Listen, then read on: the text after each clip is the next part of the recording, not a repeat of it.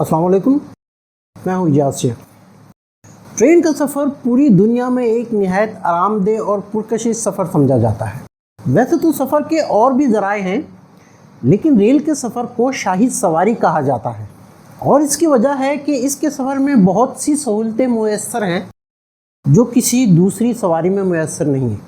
آج بھی پوری دنیا میں ریل کے سفر کو سب سے زیادہ اہمیت کا حامل سمجھا جاتا ہے، اور دنیا کے ترقی یافتہ ممالک میں ریل کے جال بچھائے جا رہے ہیں، اور ریل کے سفر میں روز بروز جدت لائی جا رہی ہے، اور اس کی رفتار کو تیز سے تیز تر کیا جا رہا ہے۔ ریل کے سفر کو دوسرے زمینی ذرائع کی نسبت زیادہ محفوظ تصور کیا جاتا ہے۔ ٹرین 19ویں صدی کی ایک نہایت اہم ایجاد ہے، اور یہ زمینی سفر میں سب سے زیادہ تیز سواری ہے۔ ریلوے سسٹم ایک سوسائٹی میں سوشل موبلٹی کے لیے نہایت اہم سمجھا جاتا ہے۔ سن 1804 میں پہلی مکینیکل ٹرین کا آغاز ہوا، اور سن 1805 میں جارج اسٹیفن نے ایک ایسا انجن بنایا جس کی رفتار 15 میل فی گھنٹہ تھی۔ انگلینڈ میں 1825 میں پہلی ریلوے لائن بچھائی گئی، اور اس پر جارج اسٹیفن کا انجن چلایا گیا جس کو راکٹ کا نام دیا گیا تھا۔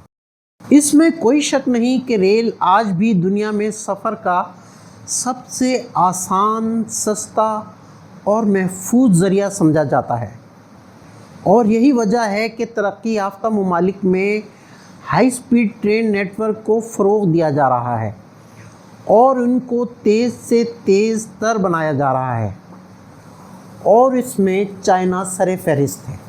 چائنا نے بہت قلیل مدت میں 40,000 کلومیٹر سے زائد کا high speed rail network develop کر لیا ہے، اور چائنا کا ہر شہر اس نیٹ ورک سے کنیکٹڈ ہے۔ اگر یورپ کی بات کی جائے تو پورے یورپ میں 11,000 کلومیٹر کا ہائی سپیڈ ریل کا نیٹ ورک موجود ہے، جبکہ صرف چائنا میں یہ 40,000 کلومیٹر پر مشتمل ہے۔ حالانکہ ہائی سپیڈ ٹرین کا آغاز جاپان نے سن 1969 میں کر دیا تھا، اور جاپان دنیا کا پہلا ملک تھا جہاں ہائی سپیڈ ٹرین کا آغاز کیا گیا۔ اس ٹرین کی سپیڈ 200 کلومیٹر فی گھنٹہ تھی۔ اس کے بعد سن 1969 میں امریکہ نے نیو یارک سے واشنگٹن کے درمیان ہائی سپیڈ ٹرین کا آغاز کیا۔ پھر 1989 میں فرانس نے، اور سن 1991 میں جرمنی نے ہائی سپیڈ ٹرین کا آغاز کیا، اور پھر اس دوڑ میں تقریباً سبھی ترقی یافتہ ممالک شامل ہوتے چلے گئے، مگر چائنا اس وقت ان سب سے کافی پیچھے تھا۔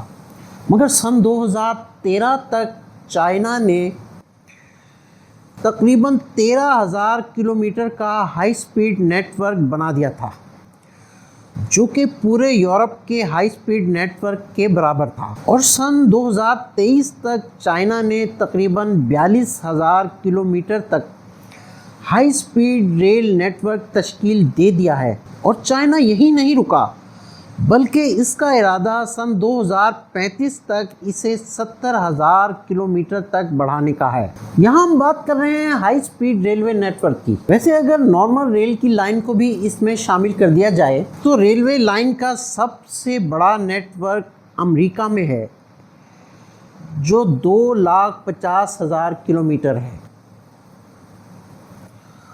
اور اس کے بعد دوسرے نمبر پر چین آتا ہے، جہاں 1,59,000 کلومیٹر ریلوے کی لائنیں موجود ہیں۔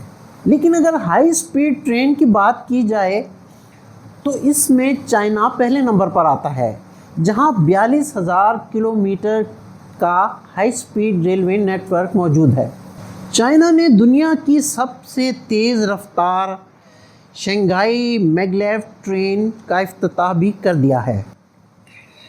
یہ 600 کلومیٹر فی گھنٹہ کی رفتار تک جا سکتی ہے،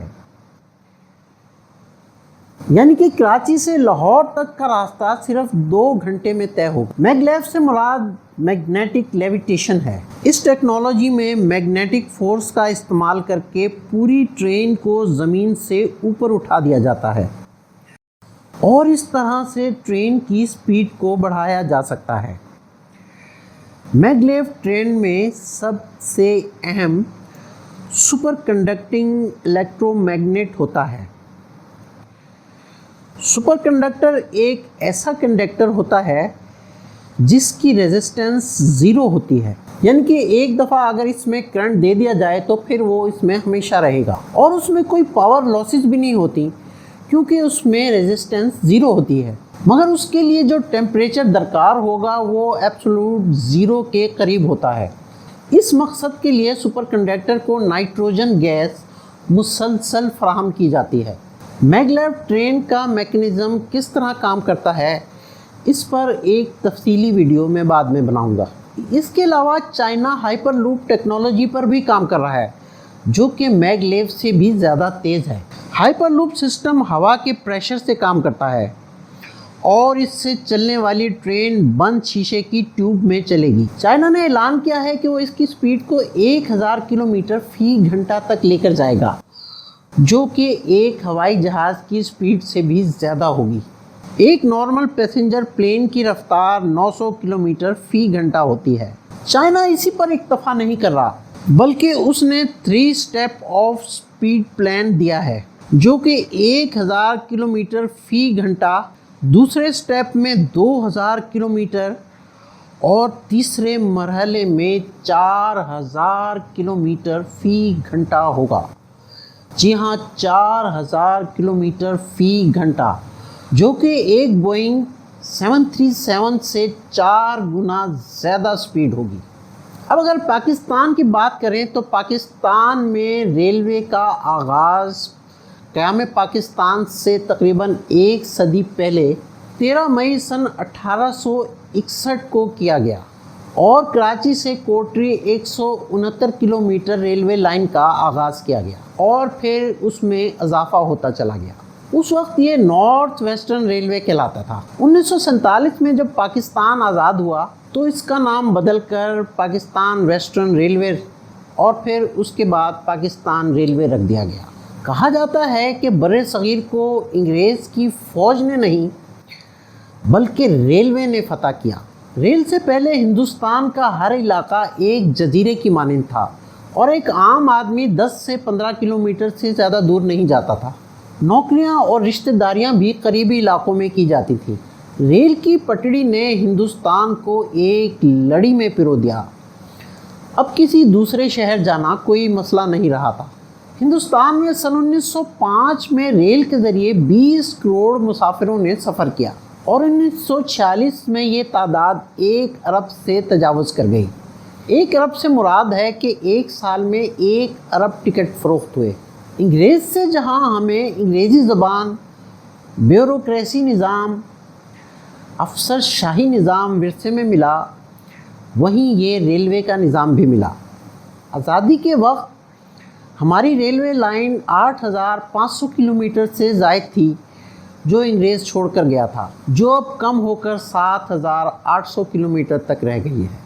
اس کی وجہ یہ ہے کہ پچھلے 30-40 سالوں سے ہماری حکومتوں نے ریل کے بجائے موٹر ویز پر زیادہ توجہ دی اور وہاں انویسٹ کیا، جبکہ ریلوے کو نظر انداز کیا گیا۔ قیام پاکستان سے لے کر اب تک ریلوے کا یہ نظام جہاں ہے جیسا ہے کی بنیاد پر قائم ہے، بلکہ اگر یہ کہا جائے کہ یہ نظام تیزی سے تنزلی کا شکار ہو رہا ہے تو یہ غلط نہ ہوگا۔ پاکستان میں کبھی 500 ٹرینیں چلا کرتی تھیں جن کی تعداد اب گھٹ کر 75 رہ گئی ہے۔ ہمارا ریلوے کا نظام آج کے جدید دور میں بھی کولونیل ایرا کے سسٹم پر چل رہا ہے، اور آج بھی ہمارے ریلوے کا نظام وہی پرانے فرسودہ مینول سسٹم کے تحت چل رہا ہے۔ حکومت پاکستان کی طرف سے ریلوے کے نظام کو کبھی پرائرٹی نہیں دی گئی، بلکہ روڈ انفراسٹرکچر پر ساری توجہ مرکوز رہی۔ ریلوے کی تباہی کی ایک بڑی وجہ کرپشن بھی ہے۔ اس ادارے کو پروفیشنلز کے بجائے بیوروکریٹس، ملٹری جنرلز اور پولیٹیشنز چلا رہے ہیں۔ اس کے ٹریکس کی اپ گریڈیشن نہیں ہوتی، جبکہ ایک ٹریک کی میکسیمم لائف 50 سال ہوتی ہے۔ اس کے علاوہ ریلوے کی 10,000 ایکڑ اراضی پر غیر قانونی قبضہ ہوا ہے۔ اگر اس اراضی کو بیچ کر اس کا پیسہ ریلوے کی بحالی پر لگایا جائے تو ریلوے کی حالت بدل سکتی ہے۔ ریلوے میں 77,000 تنخواہ دار ملازم ہیں، جن کی بھرتیاں زیادہ تر سیاسی بنیادوں پر ہوئی ہیں۔ 2015 سے 2020 تک 5 سالوں میں ریلوے کو 144 ارب روپے کا نقصان ہوا، جس کی ایک وجہ 1.5 لاکھ ملازمین کی پنشن ہے۔ آج سے تقریباً 4 سال پہلے اگست سن 2020 میں کراچی سے پشاور تک ریلوے ٹریک ML1 بنانے کی منظوری دی گئی تھی، جس پر تاحال کوئی کام نہیں ہوا۔ یہ منصوبہ سی پیک کے تحت مکمل ہونا تھا اور اس کے تحت کراچی سے پشاور تک جدید ریلوے لائن بچھائی جانا تھی۔ اس منصوبے پر جو لاگت آنی تھی اس کا 80% چین نے خرچ کرنا تھا اور 20% پاکستان نے۔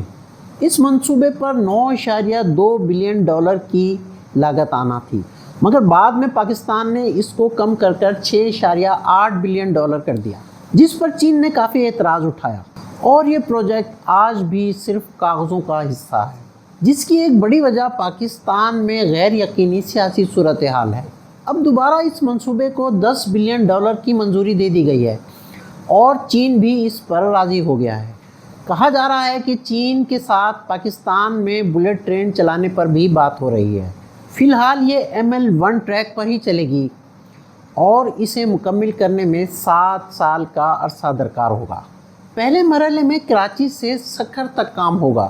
تمام ریلوے اسٹیشنز 30 کلومیٹر کے فاصلے پر ہوں گے اور ان کے درمیان تمام پھاٹکوں کو ختم کر دیا جائے گا اور ان کی جگہ انڈر پاسز اور بریجز بنائے جائیں گے، اور تمام بڑے اسٹیشنز جدید طرز پر تعمیر کیے جائیں گے۔ حکومت پاکستان آئندہ سال ریلوے کو پرائیویٹائز کرنے کا بھی ارادہ رکھتی ہے اور آئندہ برس ریلوے کا سارا نظام چین کے حوالے کرنے کا بھی منصوبہ ہے۔ چینی کمپنیاں یہاں ریلوے میں سرمایہ کاری کریں گی اور ریلوے کو جدید طرز پر چلائیں گی۔ اب یہ منصوبے مکمل ہوں گے یا کاغذوں پر ہی رہیں گے؟ کامنٹ سیکشن میں اپنی رائے سے ہمیں ضرور آگاہ کریں، اور اگر آپ نے ہمارا چینل ابھی تک سبسکرائب نہیں کیا ہے تو ابھی کر لیں، تاکہ آپ کو ہماری آنے والی ویڈیوز ملتی رہیں۔ اپنا اور اپنے چاہنے والوں کا خیال رکھیے۔ اللہ حافظ۔